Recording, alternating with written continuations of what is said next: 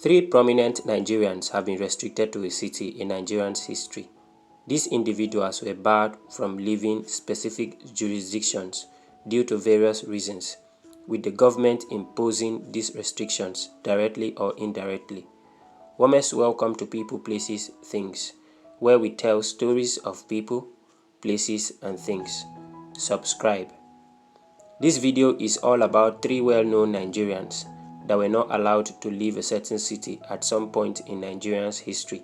Let's examine the reasons behind their confinement, the surrounding events, who made the decisions, and how it affected them. The first person to be restricted to a city in Nigeria was Michael Omnibus Imoudu, popularly known as Pa Imoudu. He was born in Oke-Ora, in the then Afema Division, Benin Province, now capital of Edo State. His father, a soldier in the West African Frontier Force, had served in East Africa and the Gambia.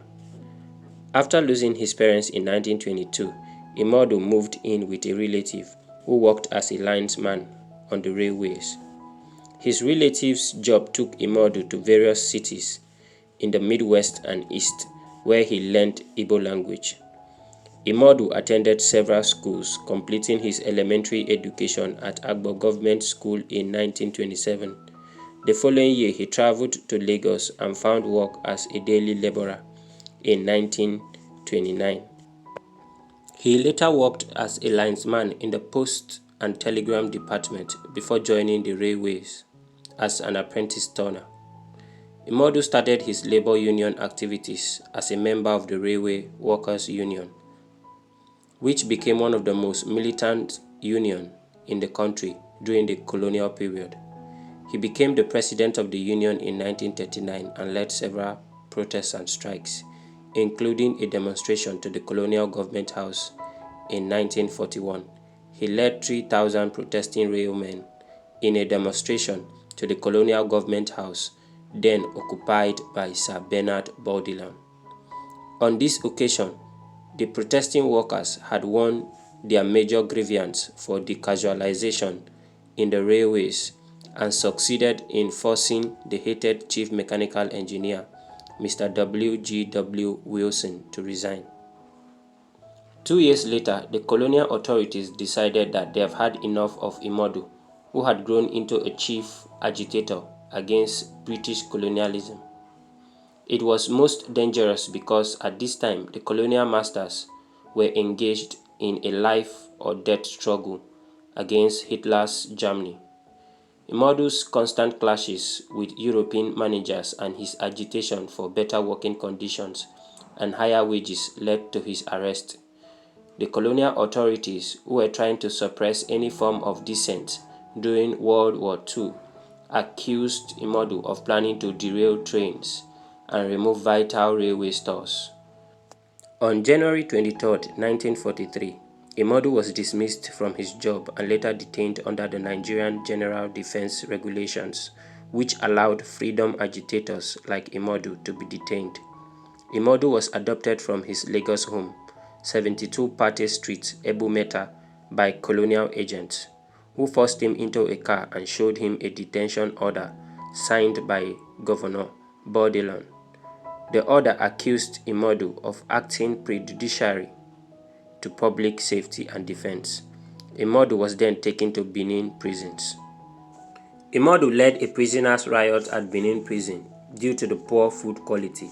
After the riot, he fearlessly took responsibility, and the colonialists, realizing his spirit couldn't be contained, deported him to internal exile in Auchi, his birthplace. In Auchi, Imoudu's movements and activities were heavily restricted, effectively limiting his ability to spread anti-colonial messages. Imoudu was released on May 20, 1945 and returned to Lagos on June 2, 1945. His arrival was met with a massive welcome party, with an estimated 50,000 people attending. The event was described as the biggest anti-colonial rally ever held in the country. Imoudu rode into central Lagos on a brown horse, surrounded by cheering crowds, and was greeted by prominent figures such as Herbert Macaulay and Nnamdi Azikiwe. The second prominent Nigerian to be restricted within a city was Chief Jeremiah Obafemi Awolowo.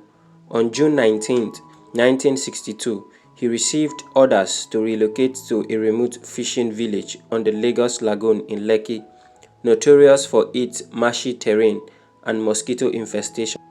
There, Awolowo was confined to a mosquito-infested government rest house on the Lekki Peninsula, where conditions were utterly deplorable. The accommodation was woefully inadequate and designed to crush the spirit of Awolowo and his wife. Biodun Falade Awolowo, Awolowo's private secretary, proved to be a very resourceful person, running errands for Awolowo between Ekpe and Lekki with limited options. Awolowo's wife endured the hardship in Lekki without complaint. To facilitate communication and movement, Awolowo purchased a speedboat on June 21, 1962. This enabled Biodun to travel between Lekki and Ekpe daily, assisting Awolowo's wife in replenishing food supplies and provisions. The experience was nothing short of gruesome for Obafemi and his wife. Chief Obafemi Awolowo's ordeal continued as he was ordered back to Ikenne in July, only to be transferred to Lagos on July 22nd for an inquiry into his 8-year rule of Western Nigeria. While in Lagos, he was placed under house arrest and later charged with treasonable felony and conspiracy. The charge led to a 10-year jail sentence imposed by Justice G.S. Sowore. Tragedy struck while Awolowo was in prison, as he lost his first son, Segun, in a motor accident. His imprisonment came to an end on August 2, 1966, when General Yakubu Gowon ordered his release. And finally, the third person to be restricted to a city was Omoyele Sowore. He was born on 16 February 1971. He is a Nigerian politician, human rights activist, citizen reporter, writer, lecturer, and pro-democracy campaigner. Known for founding the online news agency Sahara Reporters, he is from Ese Odo, Ondo State in southwest Nigeria.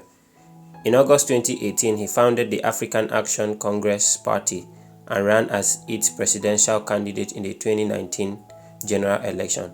Sowore also ran for president in the 2023 Nigerian general election.